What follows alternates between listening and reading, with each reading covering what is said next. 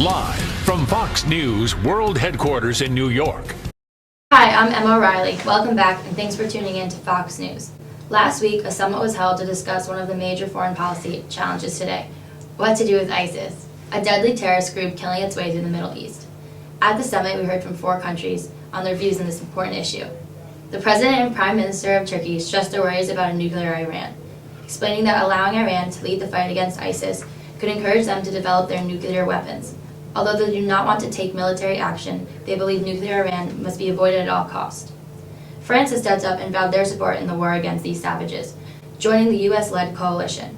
Jihadis have been spreading into their country, and they do not want another attack like the attacks that happened in Paris this past January.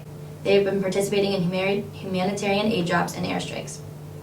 Britain stressed how strongly they feel about ISIS. The UK feels that this is a global problem, and there must be a joint effort to stop them. Notorious member Jihadi John slaughtered James Foley and David Haines, who were all British citizens, making it personal for the UK. Britain feels it's their duty, as well as regional countries, to act against them. Israel has made it very clear that they want to stay out of the war against ISIS.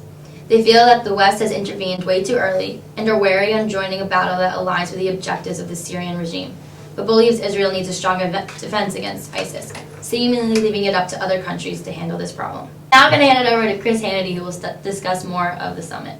Thanks for your wonderful insight, Emma. The ultra-liberals from the Center for American Progress insisted that Obama's actions were completely sufficient. They acknowledged that Obama could be less violent and that he could be more cautious so it doesn't start another unnecessary war. Drones and military tactics with specific capabilities were some of the ideas they proposed, but only as necessary. The Center for American Progress has also called for a safe drawback from these Middle Eastern conflicts. On the other hand, the Heritage Foundation proposed a brilliant solution. The 4 golden words they used were boots on the ground. As the most popular and educated commentator in the world, Emma O'Reilly, suggested, the Heritage representatives compared the ISIS threat to Ebola. They helped to lay out a feasible plan that would tackle these issues. By taking out these threats, peace in that region would come faster than we could ever imagine. As a whole, the Republican Party fully supported measures like this, but Obama refused to give in to these ideas. Republicans gave a fair warning that ISIS threats will continue to grow as a result of this incompetence. Their ideas to decimate ISIS included a systematic infiltration of troops in waves that would continue until this threat is eliminated. When we asked the president if he still believes that ISIS is the JV team, he responded with, "Oh, that's not what I meant," one of his famous lines.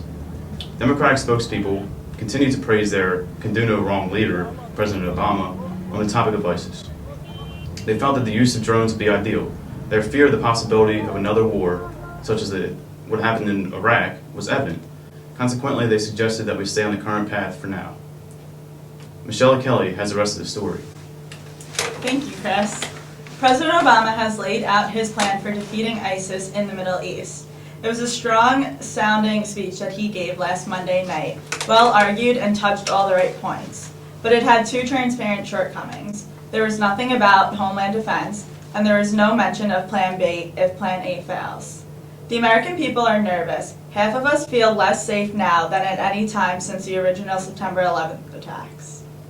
President Obama's Plan A strategy for dealing with ISIS is, in effect, a new Iraq war. It's America's 3rd Iraq war in a generation, and it will last a long time, well past Obama's term in office, drastically transition the Iraqi government, and aim to degrade or defeat ISIL. The president won't call it a war, even though we will be bombing ISIS in Iraq and Syria.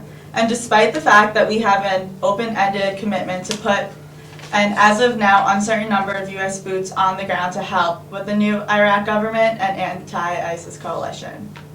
And since the president doesn't call it a war, he won't feel the need to seek permission from Congress. The president also stated that this Islamic terrorist group that is driven by ancient religious beliefs is not Islamic, and no religion condones the killing of innocents. Secretary of State John Kerry is in agreement with Obama on this, as he stated the same thing at last week's International Security Summit. This plan has a lot of moving parts, all of which will have to work perfectly in order for the plan to succeed. In fact, I agree with Vice President Biden that we should chase ISIS back to the gates of hell. I just don't think the president's plan is likely to succeed. Maybe we should have a backup plan just in case. But President Obama spent considerable time Monday night saying what he won't do in this Iraq war, so he's already limited his options for any plan B. Yeah, I totally agree. What you said was completely right, and he needs a plan B. Because we're always looking out for you.